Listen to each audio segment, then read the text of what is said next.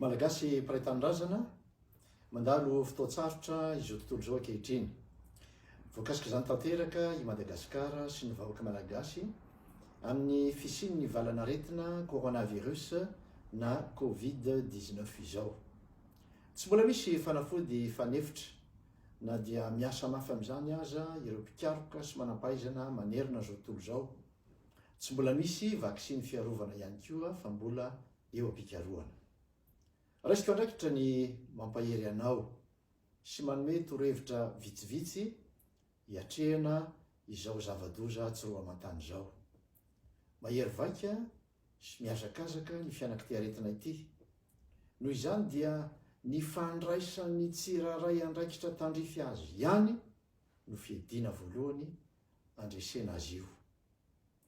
Fotoana tokony isehoan'ny fahaiza mitarika na leadership ny fitoram-panjakana ny fotoana tahaka izao, ka andraisan'ny fanapahan-kevitra aingana, tsy amitahotra, na fitavozavozana, na fiambakavakana, en cohérence et en responsabilité no teny frantsay, satria miazakazaka ho iaho ny fivoarany valanaretina io raha ny zavatra hita amin'ny tany maro no jerena.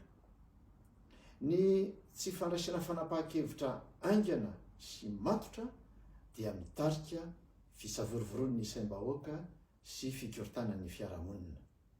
Anjaran'ny mpitondra ny manome toky ny vahoaka ao anatin'ny mangarahara na transparence ny amin'izay fampin'ny famatsiana ara-tsakafo, ny fanafody ary ireo zavatra ilain'ny mponina amin'ny fiainana andavanandro.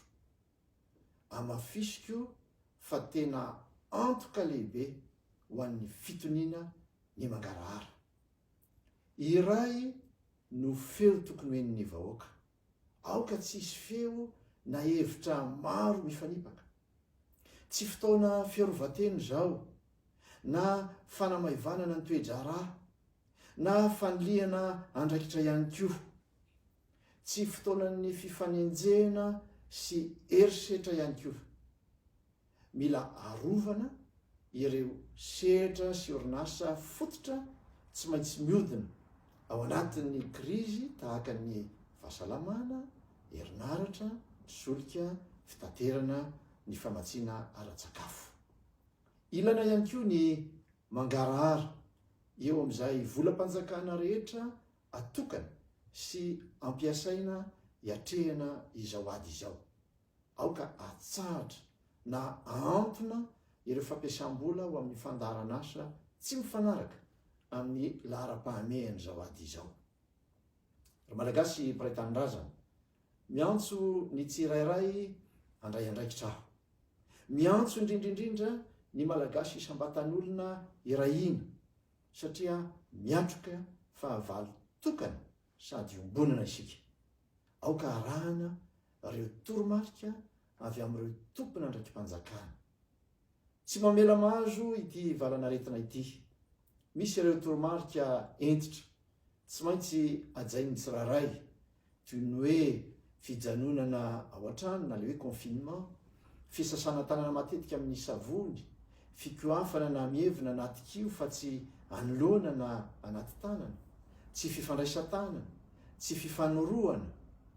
Raha misy ny sarona amin'ny vava sy orona, reny antsoina hoe masque ireny, sy ny fitaovana fiarovana hafa, dia aoka ho atao lahara-pahamehana omena azy reny ireo tratran'ny aretina ary indrindraindrindra mba omena an'ireo mpitsabo rehetra miady amin'ny valanaretina sy ireo mpiara-miasa aminy izany zavatra izany. Tokony hisy tetim-panorona eo amin'ny lafiny fampianarana, hiatrehana ihany koa ny fiantonan'ny fianarana mba ampitoniana ho iaho ny mpianatra sy ray aman-dren'izy ireo. Miantso koa aho ireo olona tsara sitrapo rehetra ifanometanana ka tokony ho manina sy omena ny fanofanana ary ny toromarika rehetra izy ireo. Malagasy mparay tanindrazana, misy fiantraikany betsaka amin'ny toe-karena ny coronavirus na Covid-19. Mila manana paikady na mametraka paikady mazava amin'izany ny mpitondra fanjakana rehetra. Fantatro fa tsy hoe matahotra fotsiny ny aretina ianao ry malagasy, fa manamafy ny amin'ny hoavinao koa eo amin'ny lafiny fivelomana. Mila omena antoka ny amin'izany ny vahoaka tompoko.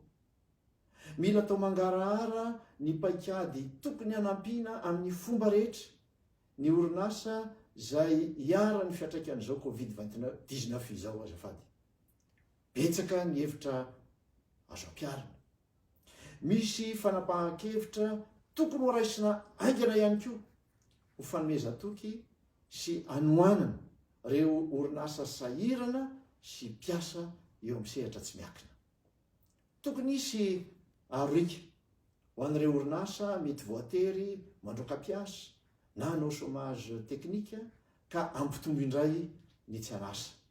Eto dia te hilaza hoe misy vidiny izany rehetra izany, nefa mila fasahiana, mila fomba fijery matotra ao anatin'ny fiezaka sy mitsinjo lavitra koa. Malagasy mpiray tanindrazana, ankoatr'ireo voalazako ireo dia tsy maintsy manomana ny fiatrehana ny hoavy sahady. Dieny zao isika, indrindra ny mpitondra, satria tsy maintsy ho lasa io valanaretin'io aoriana. Misy politika ampitantanam-bola sy ara-bola matotra sy mifanaraka amin'ny zava-misy eo amin'ny firenentsika tokony efa apetraka hiatrehana ny arenana sy anarenana ny toekarena aingana dia aingana. Misy paikady sy modely mpampandrosoana vaovao ara-tsosialy sy ara-toekarena tokony ajoro tahaka izay efa homanina any amin'ny firenena maro. Averiko fa tsy hoe matahotra fotsiny ny aretina Covid-19 ianao ia, fa manamafy ny amin'ny hoavinao koa eo amin'ny lafiny fivelomana. Mila fahavononana tanteraka ny fiatrehana ny ady atao amin'ny coronavirus na Covid-19 izao. Raiso ny andraikitra ry vehivavy sy renim-pianakaviana, mandraisa andraikitra ry tanora, miantso ny isam-batan'olona ho tony ka hiara-misy alahy sy ifanolo-tanana amin'izao ady izao. Mitrotro ambavaka ny vahoaka malagasy tsiraray sy ny firenena iray manontolo ihany koa, mangataka famindrapo sy fampahirezana avy amin'Andriamanitra Ray, Zanaka sy Fanahy Masina, samy ho tain'Andriamanitra tompoko.